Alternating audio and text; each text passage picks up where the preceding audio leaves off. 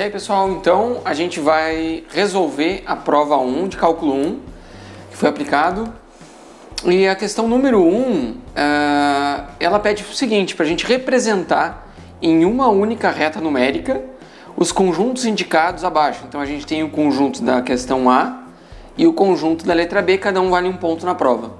E agora a gente vai começar pela A, analisando que a gente tem essa notação para o conjunto. Diz que o x pertence aos reais, então a gente vai representar ele como uma reta dos reais. Ok? Beleza. Então aqui é a reta dos reais.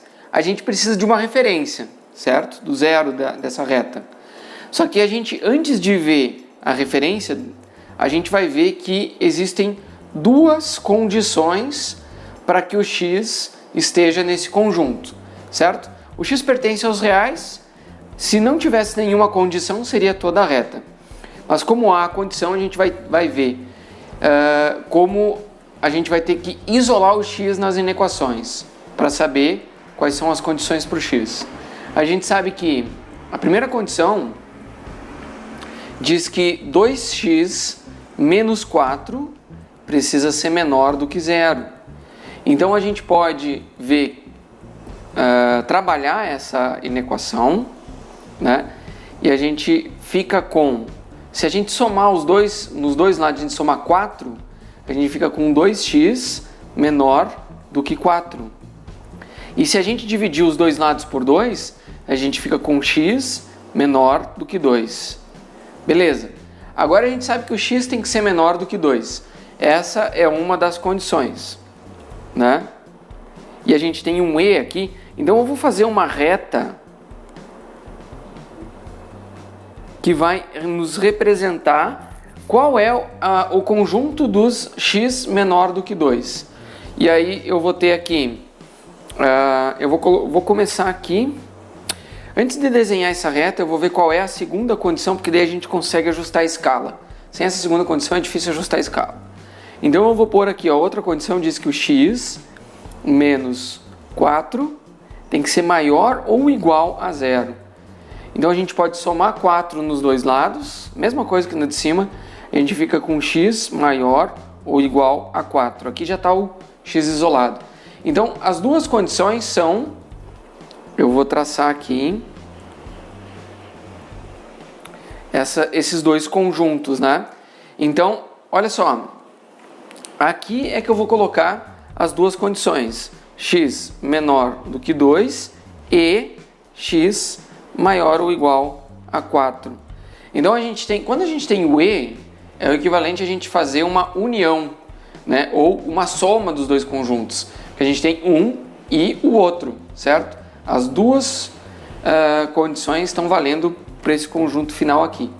Eu estou fazendo essas retas anteriores para fins didáticos, mas na resolução o que importa é a última aqui, certo? Porque afinal de contas, claro, vocês vão ter que justificar, vão ter que mostrar que o x tem que ser menor do que 2, que o x tem que ser maior ou igual a 4, né?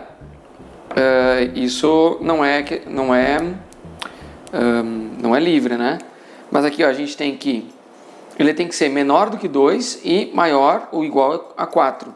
Então até eu vou fazer o seguinte, ó, eu vou colocar o zero aqui, ó, vou pôr menos 2, fazer uma reta de 2 em 2, 0, aí eu venho para cá, ó, eu tenho 2, 4 e 6, certo? Para a esquerda é negativo e a seta indica os valores positivos. Agora eu vou fazer a mesma marcação aqui.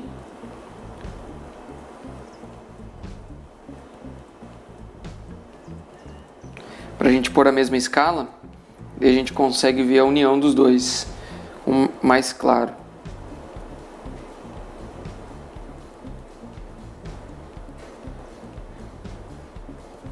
Então olha só, eu vou fazer o seguinte, eu vou direto fazer como se a gente não fizesse os anteriores, certo? Sem essas retas anteriores, para mostrar que é possível, tá? Então a gente sabe, a gente já trabalhou essas condições, a gente sabe que o x tem que ser menor do que 2, ele tem que ser maior ou igual a 4. Então, menor do que 2 não inclui o 2, então eu vou fazer uma bolinha aberta aqui, ó, porque eu estou excluindo o 2, certo? E aí, menor do que 2, ele vai até menos infinito. Então é tudo isso em azul até menos infinito. E maior ou igual a 4, a gente está pegando todos os números maiores do que 4, inclusive o 4. Então a gente pinta essa bolinha aqui, certo? Então a representação desse conjunto aqui é essa em azul. Eu não gostei muito desse azul, que eu vou fazer em vermelho, tá? Talvez não vou borrar tudo aqui. Vou fazer assim, ó. Acho que o vermelho vai destacar melhor. Tá, então aqui, ó, todos os números menores do que 2, excluindo o 2, e todos os números maiores do que 4, incluindo o 4. Se a gente fosse olhar de forma separada, a gente pegaria esse primeiro de cima, os menores do que 2, a gente faria só aqui, né? Então, a primeira condição é esse conjunto aqui, dos menores do que 2, excluindo 2. A segunda condição é esse daqui, ó, dos maiores do que 4, incluindo 4. Então, a gente fecha uma bolinha, e vai de 4 até mais infinito. E aí, olha só, a união dos dois, a gente projeta um sobre o outro. No caso, elas não têm nenhuma intersecção, né? Mas, beleza, aqui já está a nossa resposta. Então, aqui é o seguinte, quem fez as condições aqui, o x menor do que 2 e x maior ou igual a 4, aqui, ó, trabalhou essas inequações, vai ganhar 0,25 de cada uma. Então, dá meio ponto aqui e meio ponto pela representação total. Certo? Agora, na letra B, a gente precisa ver que a gente tem de novo dois conjuntos. Eu vou fazer a mesma estratégia de desenhar os dois conjuntos aqui. As três retas, né? As duas. E aí a gente vê que esse U virado aqui, de cabeça para baixo, ele é o intersecção. Ou interseção. Então aqui eu vou colocar cada um dos conjuntos e depois a gente consegue representar a interseção, acho que fica mais claro. Tá? Mas da mesma forma, não era exigência na questão, né? Vocês têm que representar aqui, não precisavam construir aqui, mas é interessante que vocês explicassem o que fizesse, né? É sempre bom justificar as suas respostas. Quando você faz essa reta aqui, fica bem justificada a tua solução. Agora, aqui, ó, de menos 8 a 2, de 1 a 6. Então, a gente vai ter que dar um jeito de colocar de menos 8, eu vou colocar, ó, menos 8, menos 6, menos 4, menos 2, 0, 2, 4 e 6. A gente, pelo menos, de menos 8 a 8, assim, aqui, para a gente representar esse conjunto. Senão fica fora de escala, né? Então a escala da reta sempre vai depender do tamanho dos conjuntos aqui que a gente vai trabalhar, para a gente poder representar ela.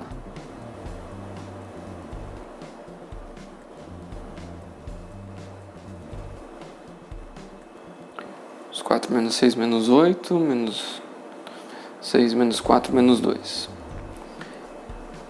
Na mão assim é difícil fazer equidistante as coisas, mas é bom tentar se esforçar um pouquinho, senão fica impossível de entender. Mas eu acho que aqui está dando para entender. Aí o que vai acontecer? O primeiro conjunto é o menos 8 até o 2. Só que quando a gente tem esse colchetes, a gente está incluindo o número, né? Então aqui, ó, ele inicia com o menos 8, incluindo o 8. Então a gente faz uma bolinha. E ele vai até o 2 aqui, ó. Certo? Então é esse conjunto de números aqui. De menos 8 a 2, incluindo o 2. Agora, pintar com esse canetão e ficar bonito é difícil. Tá. E aí, então, esse daqui é o menos 8 até o 2, incluindo menos 8 e 2. Agora, o segundo conjunto é o 1 até o 6. Só que esses parênteses excluem o 1 e o 6. Então a gente vai pegar aqui, ó, do 1, que está aqui no meio, e a gente exclui o 1. Então não pode ter o 1, certo? Que 1? Aqui é o 3. Eita. Aqui, ó, o 1. Exclui o 1 e vai até o 6 e exclui o 6. Então é esse intervalo entre o 1 e o 6, excluindo o 1 e 6. Aqui, certo? Agora, olha só, para a gente ter a intersecção entre eles, é somente os números que estão tanto num conjunto quanto no outro, certo?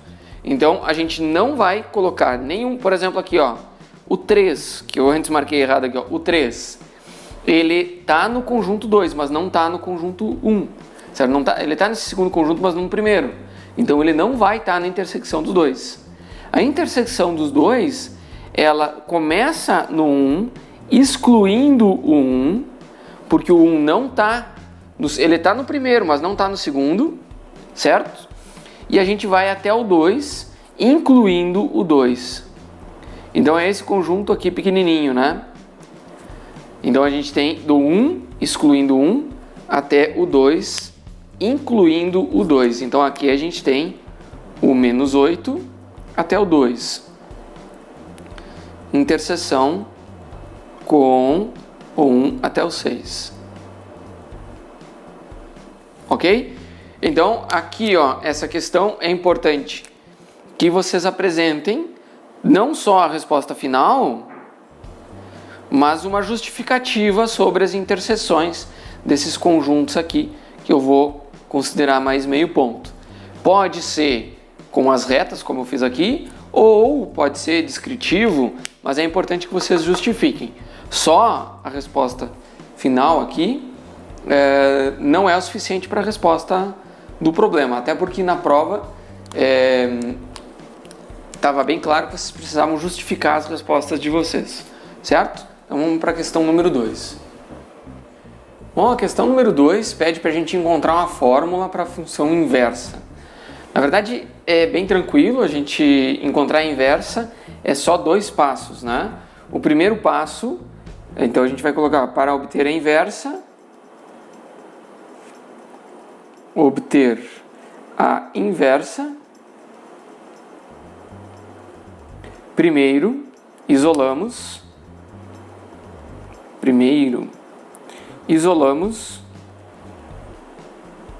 a variável.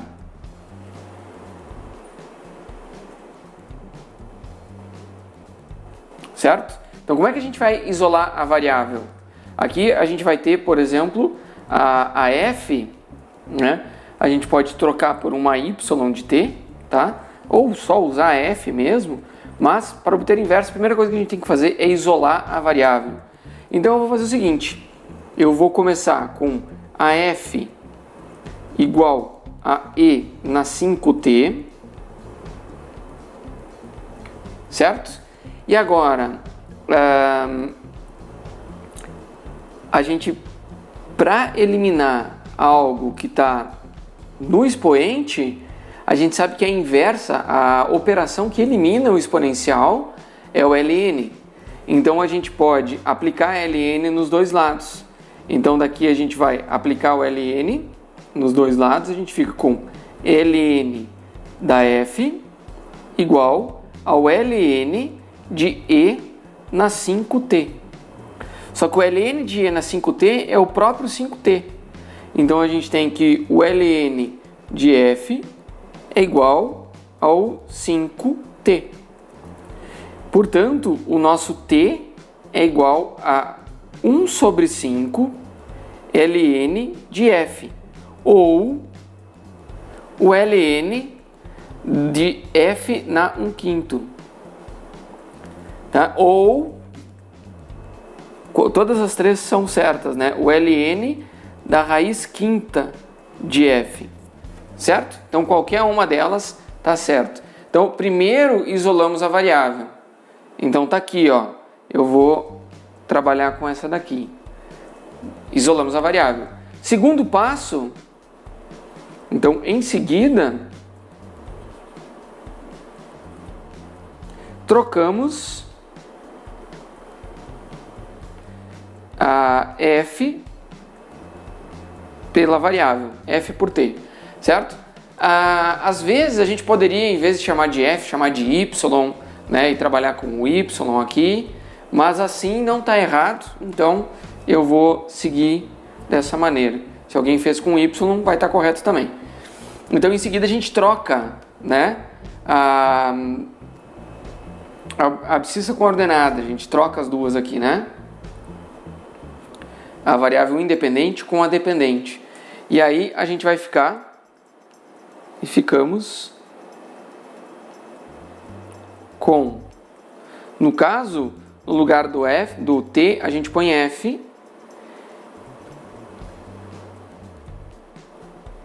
e aí a gente tem 1/5 do ln de t, tá? Então, portanto, se f é e na 5t, a f na menos 1 de t é igual a 1/5 do ln de t, ou ln de t sobre o 5, certo? Também está certo a gente colocar o ln da raiz quinta de t, ou o ln de f do t na 1/5, certo? Então aqui, 1,5 ponto, fui generoso, porque essa questão é muito simples, certo? Então 1,5 ponto, eu vou fazer o seguinte, eu vou atribuir meio ponto para quem chegou na resposta final, certo?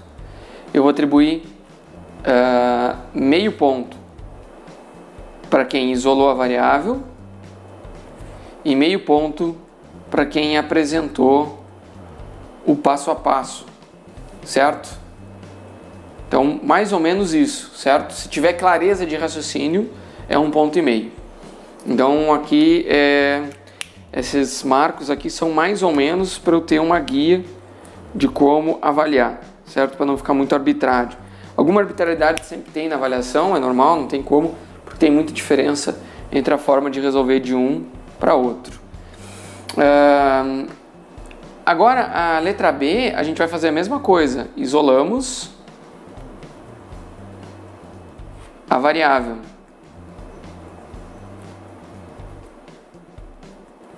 Então, a gente isola a variável em...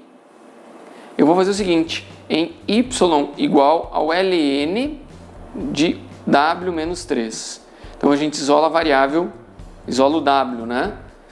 E aí, a gente está usando o y como auxiliar. Aqui eu não usei, aqui eu vou usar só para mostrar a diferença. Agora, para a gente eliminar o ln, a gente precisa elevar a exponencial, certo? Então, vamos elevar, elevando ambos os lados, ambos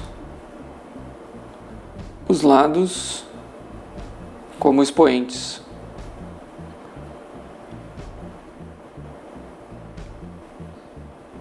Certo? Expoentes da base e, né? Então, a gente tem e na y igual a e no ln de w menos 3. Só que o e na ln de w menos 3 é o próprio w menos 3. Então, aqui a gente tem, soma os dois lados com 3, a gente ficamos com w igual a e na y mais 3. Beleza, então aqui é a primeira etapa, isolar a variável. Tá aqui. Agora trocamos, tá? Para obter a inversa, trocamos y por w. E a nova função fica. Nova função fica. Então a gente tem y igual a e na w mais 3, certo? Agora, portanto, a inversa né? A função inversa do ln de w menos 3, ela é igual a e na w mais 3. E aqui eu vou fazer algo similar na correção, meio ponto para quem chegar na resposta final. Só que tem que justificar, então é um ponto pela justificativa. Como que é a justificativa? Você tem que isolar a variável. Então, isolar a variável aqui, eu vou colocar meio ponto para quem apresentar os passos de forma correta, meio ponto para a variável isolada, né? Só que esse meio ponto, então, inclui essa troca aqui, né? Apresentar que é necessário. Primeiro passo, né? Pode colocar aqui, ó, primeiro passo, isolar a variável. Segundo passo, trocar y por w aqui. E aí a gente tem a função inversa, tá? Então, meio ponto para quem deixar claro esses passos e meio ponto para quem isolar a variável de forma correta, meio ponto para quem apresentar a inversa de forma correta. Então aqui a gente tem a questão número 2. A gente vai resolver a questão número 3, que pede para determinar o limite. E aí a gente tem dois limites a serem determinados. Então, nesse primeiro limite, a gente tem, você vê que ambos têm indeterminação. O da letra B tem o x indo infinito, é sempre indeterminado, né? Quando algo vai infinito. Só que na letra A gente tem o h indo a zero, só que o denominador é h. Então ele está indo para uma indeterminação. Como é que a gente resolve um limite quando há uma indeterminação? Primeiro, que a gente sabe por propriedade dos limites, que se não houver indeterminação na função dada, a gente pode simplesmente aplicar a função no ponto. Só que aqui não é o caso. Então, outra coisa que a gente pode fazer é transformar essa função em uma outra função que tem o mesmo limite. E como que a gente vai transformar ela em outra que tem o mesmo limite? Bom, primeiro a gente pode olhar para essa função aqui e trabalhar ela. Então, a gente vai transformar, tá? Eu vou escrever aqui, ó. Vamos transformar esta função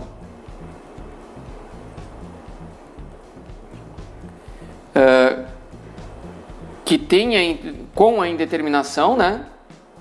Com a indeterminação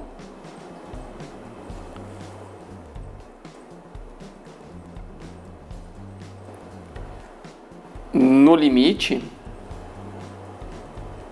Na verdade não é no limite, né? É no ponto aonde o limite está indo, né? Então eu não vou escrever no limite. Eu vou escrever indeterminação em h igual a zero, porque o limite não é o h igual a zero, mas quando o h está chegando muito próximo de zero. Então a gente vai transformar essa função com a indeterminação em h igual a zero em outra que não tenha indeterminação, mas que tenha o mesmo limite.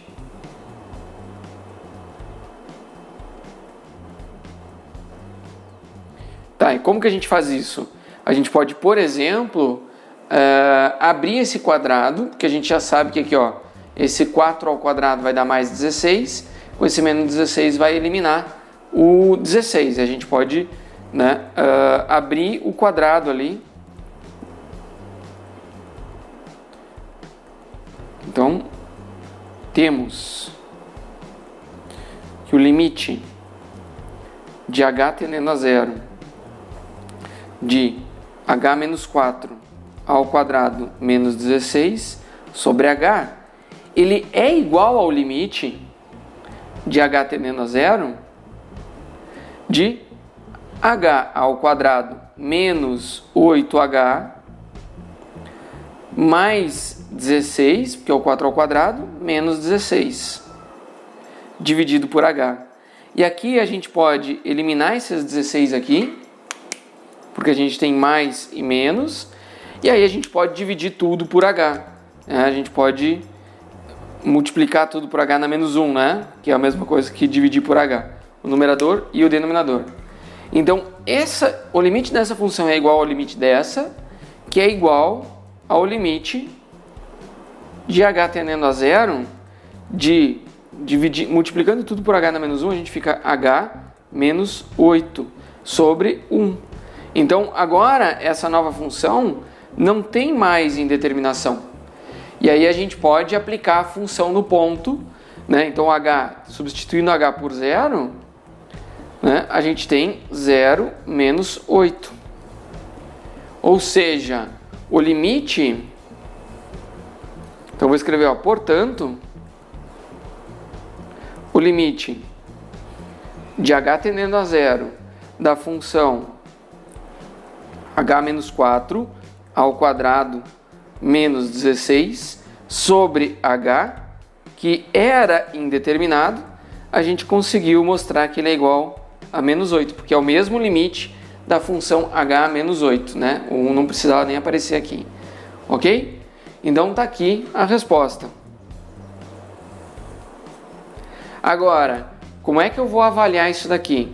Então, primeiro, eu vou avaliar meio ponto para quem demonstrar, ou pelo menos explicar, que é necessário transformar a função em outra que não tenha indeterminação, tá? Meio ponto para quem fizer essa conta e meio ponto para a resposta, tá? Na hora de corrigir, nada é tão objetivo assim como chegou até aqui, chegou até aqui, chegou até ali, porque às vezes os caminhos são diferentes. Mas se for correto, né, eu só vou tentar, só que é importante que vocês justifiquem a sua resposta. Não precisa ser tão grande quanto a minha, só, né, vamos modificar a função para uma função que não tem indeterminação. Tá valendo, já demonstrou que entendeu o conceito. Então faz a conta, meio ponto. Apresentou a resposta final de forma correta, meio ponto. Mais ou menos isso daqui serve como guia, tá? Agora, vamos ver essa outra função. Essa daqui, ela pode gerar um pouco de confusão, porque existem várias formas de a gente explicar esse limite. Para determinar o limite, a gente pode fazer várias formas. Por exemplo, a gente pode atribuindo valores para a função com x cada vez maior e ver para onde ela vai, tá? E aí a gente vai vendo, o x cada vez maior, a gente tem um denominador cada vez maior, né? Então a gente atribui x igual a 10, então a gente tem 1 sobre 23.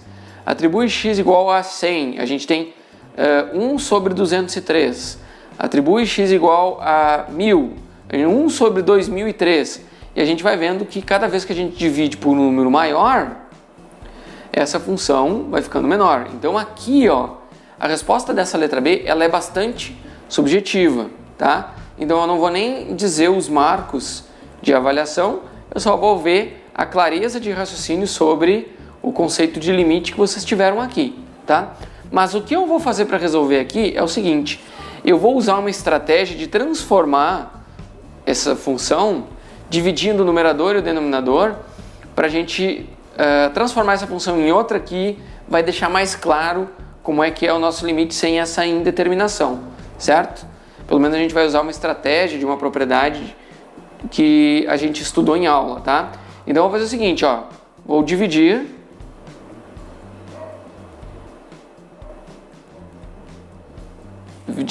o numerador, né? Dividir o numerador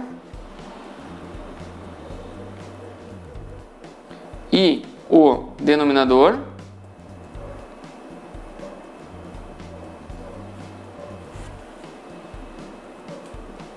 por x.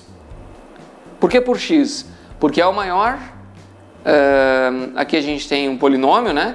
É a ordem do polinômio de baixo. Se fosse x ao quadrado, a gente dividiria por x ao quadrado.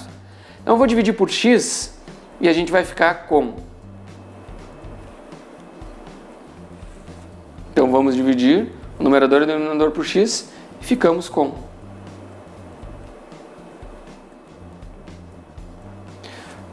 O limite de x tendendo a infinito de 1 sobre 2x mais 3, se a gente multiplica e divide o denominador pelo mesmo valor, isso não altera o limite, né? Porque a função continua sendo igual. O limite de x tendendo ao infinito. E aí no numerador eu tenho 1 sobre x. E no denominador eu tenho 2 mais 3 sobre x. E a gente sabe que tem a propriedade do limite, que o limite de uma função aqui do denominador, né? De uma razão, é igual ao limite do numerador dividido pelo limite do denominador. Então eu vou escrever que é igual ao limite de 1 sobre x quando x tende a infinito, certo? E aqui no denominador a gente tem o limite de x, aqui é uma soma, então é a soma dos limites, de x indo a infinito de 2 mais 3 vezes o limite de x tendendo a infinito de 1 sobre x. Tá? Aqui eu estou resolvendo usando as propriedades dos limites. Só que tem um detalhe. A gente demonstrou que, tá? Mas sabemos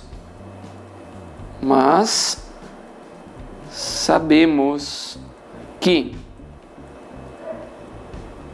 o limite de x tendendo a infinito de 1 sobre x, 1 sobre x ao quadrado, 1 sobre x ao cubo, isso aqui é sempre zero, certo? Então a gente vai substituir esses limites e a gente vai ficar com o seguinte, ó. Esse limite aqui é zero, o limite de qualquer valor, o x pode ir para qualquer valor de uma constante é a própria constante, mais 3 vezes zero, que aqui também é zero. Então a gente tem 0 sobre 2, que é zero.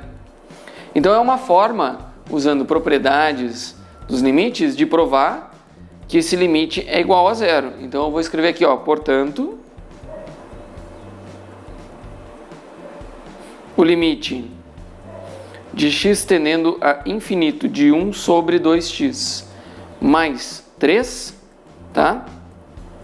E sempre que vocês quiserem calcular o limite indo a infinito e vocês têm polinômios, vocês usam essa estratégia de dividir o numerador e o denominador pela ordem do maior grau de polinômio, porque daí a gente fica com limites que a gente sabe que é zero, certo? E aí a gente fica com isso daqui igual a zero. Então, aqui está a resposta.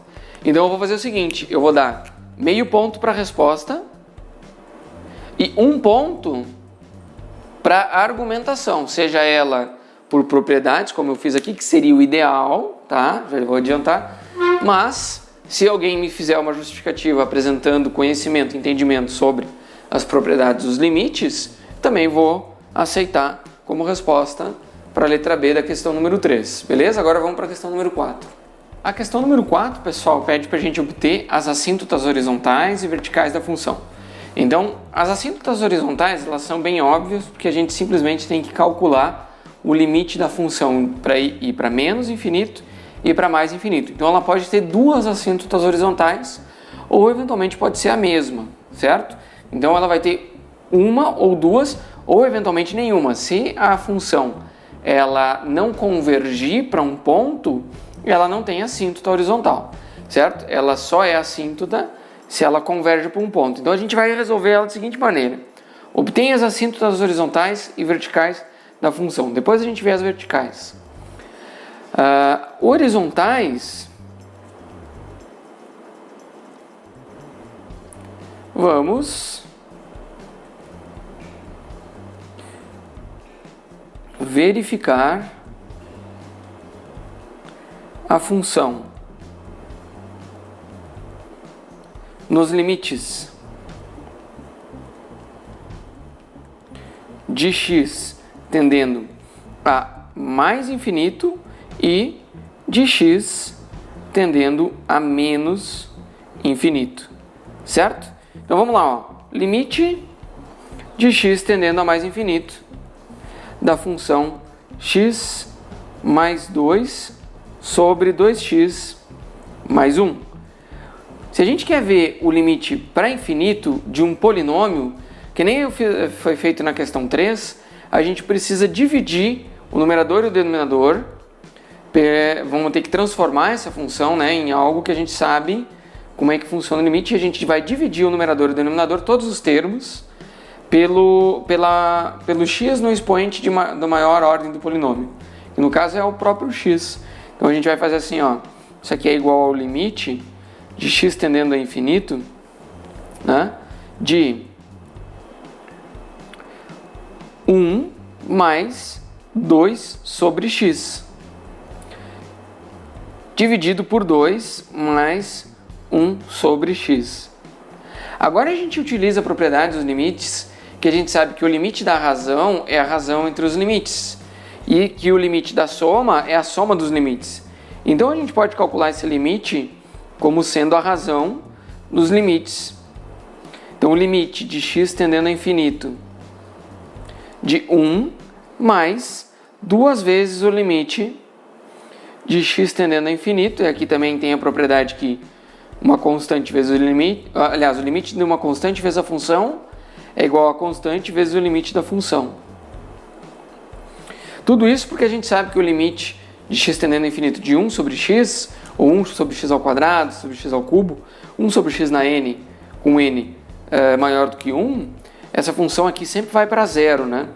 Daí a gente tira, elimina a indeterminação. Então a gente tem o limite no denominador, o limite de x indo infinito, de 2, e aqui mais o limite de x tendendo a infinito de 1 sobre x. E aqui é interessante porque sabemos que o limite de x tendendo a infinito de 1 sobre x é igual a zero, certo?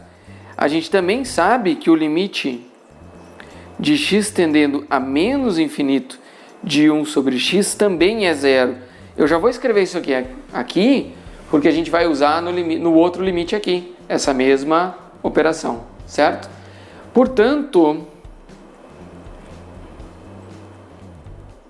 tá? A gente tem que o limite de x tendendo a infinito da nossa f de x, que é essa função que a gente está analisando as assíntotas, ela é igual a 1 mais 0, porque aqui é 0, né? 2 vezes 0 é 0, sobre 2 mais 0, porque isso daqui é 0. Então, e o limite de uma constante é a própria constante. Então, a gente vê que ela tem uma assíntota, porque o limite de x indo ao infinito da função, isso daqui é 1/2, certo? Então, ela tem uma assíntota e é 1/2. E agora a gente vai ver, tá? Então, uma assíntota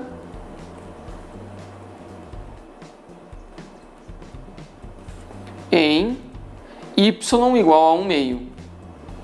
Ok? Então, aqui é essa conclusão que a gente tem calculando esse limite. Agora, vamos calcular o limite de x indo para menos infinito, né? Agora, vamos calcular o limite de x indo a menos infinito. Então, o limite de x indo a menos infinito de x mais 2 sobre 2x mais 1, aqui. Isso aqui a gente pode fazer exatamente a mesma operação. Ela é igual ao limite de x tendendo a menos infinito de 1 mais 2 sobre x dividido por 2 mais 1 sobre x, que também é igual ao limite de x tendendo a menos infinito de 1 mais 2 vezes o limite de x tendendo a menos infinito de 1 sobre x, que é o que sobra daqui. A gente divide por limite de x indo a menos infinito de 2, que não importa para onde está indo o x, o limite de uma constante é a constante, e aqui mais o limite de x tendendo a menos infinito de 1 sobre x. E a gente tem que esse limite é igual a zero, tá? Então, portanto, aqui a gente tem 1 mais 2 vezes 0 sobre 2 mais 0, tá? Por causa dessa condição aqui. Então, aqui ó, portanto, o limite de x tendendo a menos infinito da f de x também é 1 meio, tá? Então assim, ela tem uma única assíntota.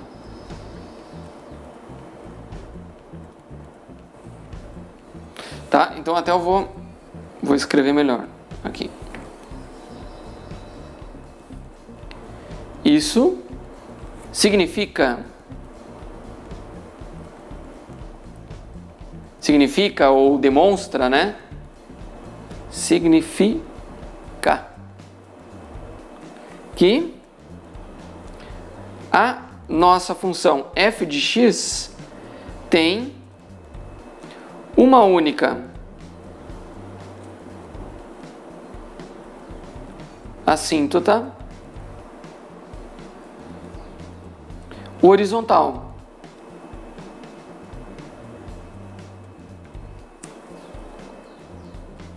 Em y igual a 1 meio para x tendendo a infinito e para x tendendo a menos infinito, certo? Então eu calculei com detalhe os dois limites aqui, porque assim a gente demonstra com clareza que ela tem essas assíntotas horizontais, na verdade uma única assíntota horizontal para os dois limites, ok?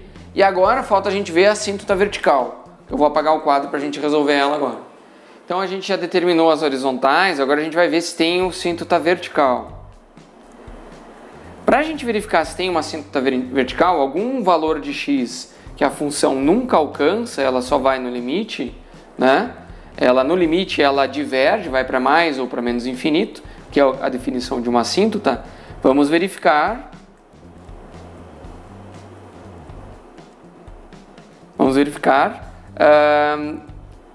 Se tem qual é o limite da função quando ela chega perto de alguma indeterminação dela. Então a gente vai ter que olhar, essa função tem indeterminação ou não? No caso, como ela é uma função racional, ela tem sempre a indeterminação do quociente ser igual a zero. Então vamos verificar o limite da função f de x quando o nosso denominador tende a zero, ou seja, quando x tende a menos 1 meio, porque é aqui no x igual a menos 1 meio que há uma indeterminação, certo? Porque daí a função é dividida por zero e isso não pode. Agora, o que vai acontecer com essa função? Ela vai convergir para um valor ou ela vai divergir? Se ela convergir para um valor, ela só é indeterminada naquele ponto e ela não tem assíntota. Agora, se ela divergir para menos ou mais infinito, aí a gente tem uma indeterminação, tá? E como é que isso vai ficar? A gente vai ver que no x igual a menos 1 meio, isso daqui dá menos 1 meio, isso daqui dá zero, certo? Então a gente vai ter quando o x é, por exemplo, que a gente olha pela direita ou pela esquerda, a gente tem que ver se ela tem alguma indeterminação que faça a função divergir para menos ou para mais infinito. Então a gente vai ver o seguinte, quando x tende a menos infinito, a gente vai ter que verificar pela direita ou pela esquerda, ok? Então a gente vai ver primeiro o limite de x tendendo a menos 1 meio pela direita, certo? O que acontece quando ela vai pela direita? A gente vai olhar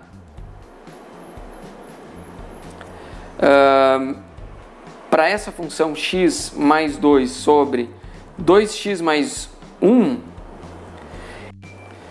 Então aqui ó, a gente vai ver o x indo a menos 1 meio pela direita, ela é equivalente, tá? Ela é totalmente equivalente, é igual ao limite, se a gente fizer uma substituição.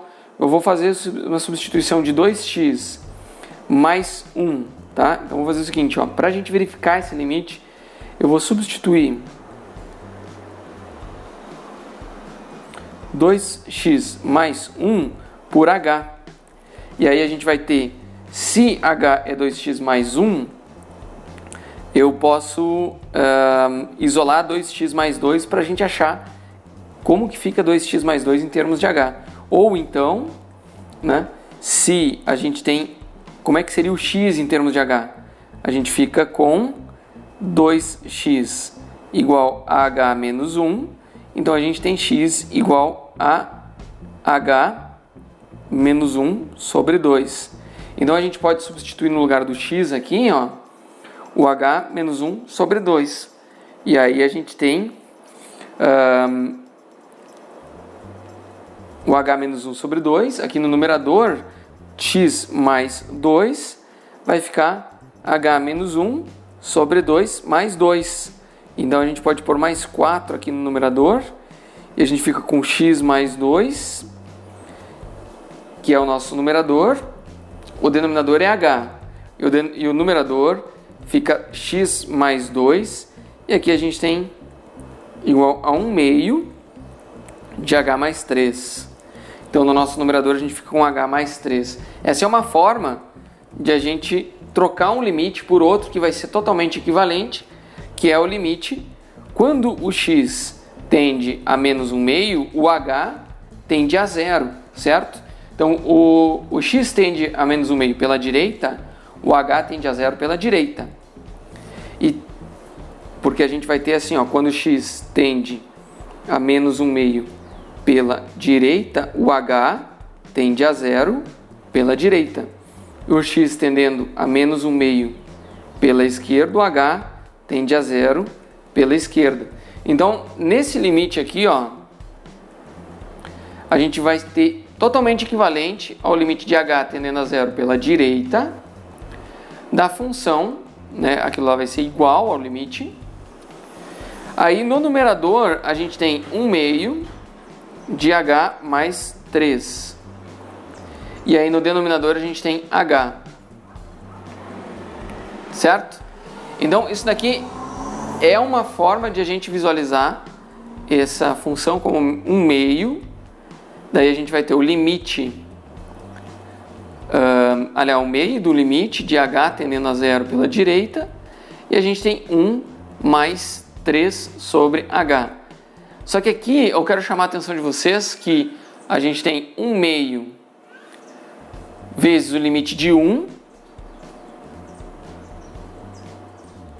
a 0 pela direita de 1, mais 3 meios do limite de h tendendo a 0 pela direita de 1 sobre h. Tá? E agora a gente vai olhar esse limite aqui, ó, ele vai para infinito, né? A gente sabe que isso daqui diverge, vai para infinito, positivo, certo? Porque é positivo. Então isso daqui vai para mais infinito. Não importa o que a gente soma, não importa se isso aqui é 1 meio. A gente tem 1 meio mais 3 meios do limite de h tendendo a 0 pela direita de 1 sobre h. Isso daqui é infinito. Então a função diverge quando x vai para menos 1 meio, né, pela direita. Por outro lado, o limite de h tendendo a 0 pela esquerda, na verdade que é o equivalente ao x tendendo a menos 1 meio pela esquerda de x mais 2 sobre 2x mais 1, é equivalente, é igual ao limite de h tendendo a 0 pela esquerda de 1 meio de h mais 3 dividido por h. Tá? E aí a gente vai ter igual ao limite, esse 1 meio vem para frente, do h tendendo a 0 pela esquerda, aí a gente tem h sobre h que é 1, mais 3 sobre h que é 3 sobre h. E agora a gente tem 1 meio mais 3 vezes o limite de h tendendo a 0 pela esquerda de 1 sobre h. Só que esse limite com h tendendo a zero pela esquerda, isso daqui dá menos infinito, porque ele dá infinito com um sinal negativo. E aí, o nosso limite vai ficar 1 meio, isso aqui vai ser igual a menos infinito, tá? Então a gente percebe que no x tendendo a menos 1 meio, pela direita ele é mais infinito, pela esquerda ele é menos infinito, tá? Isso mostra que o x tendendo a menos 1 meio, né? Portanto, x igual a menos 1 meio é uma assíntota vertical. Ok?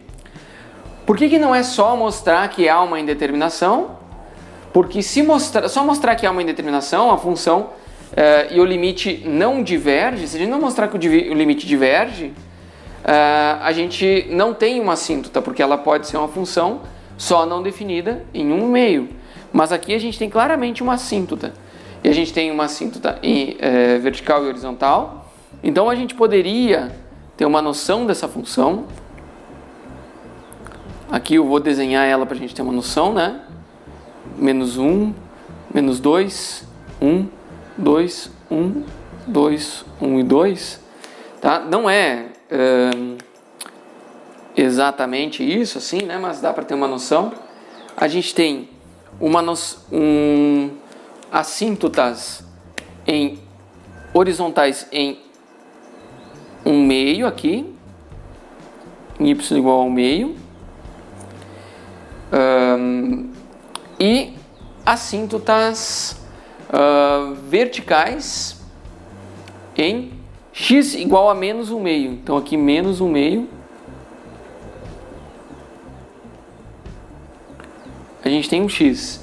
A gente sabe que pela esquerda essa função diverge aqui para menos infinito e pela direita ela diverge para mais infinito no x igual a 1 meio. Aliás, menos 1 meio.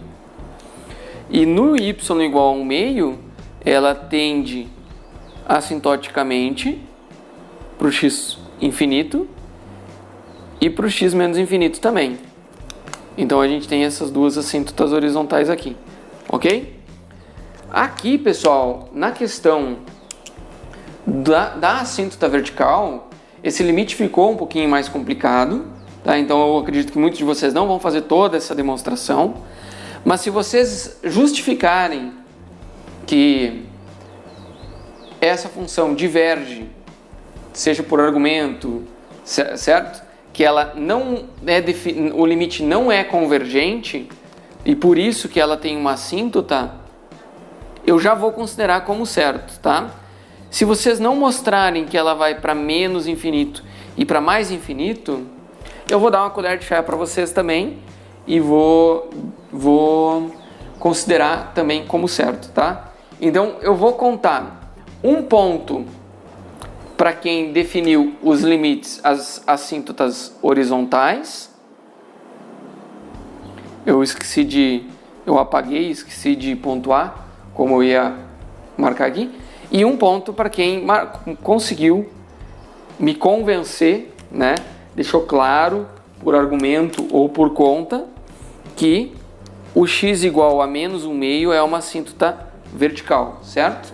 Então, o y igual a 1 meio é uma assíntota horizontal, vale um ponto. Mostrado e demonstrado. E o y e o x igual a menos 1 meio, uma assíntota vertical, ou mais um ponto.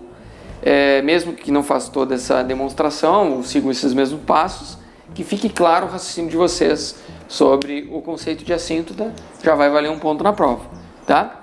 Então, eu acabei deixando uma função um pouquinho complicada de definir os limites quando ela tende à indeterminação, certo? Mas tá aí uma interpretação de como a gente verifica que ela é uma assíntota vertical no menos 1 meio, certo? A assíntota horizontal acho que ficou mais simples de a gente ver. Beleza? Então, obrigado por chegar até aqui e um abraço, até a próxima aula.